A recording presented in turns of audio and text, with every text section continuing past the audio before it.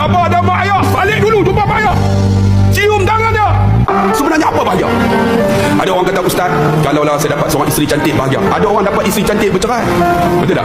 Ada orang, tuan-tuan, dia tak kahwin sampai mati. Ada orang, tuan-tuan, isteri dia tak cantik tapi bahagia. Ada orang kata, ustaz, kalaulah saya, ustaz, ada mak, ada ayah, saya bahagia. Ada orang, tuan-tuan, lahir-lahir mak ayah tak ada, tapi dia bahagia.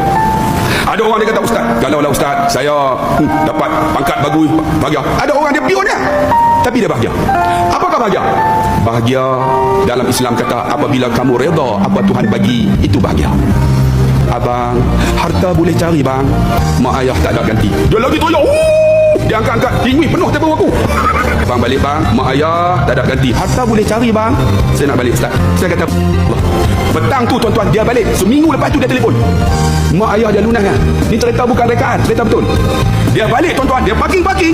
Rupanya 16 tahun tak balik. Mak ni duk tunggu lama dah, siapa tak sayang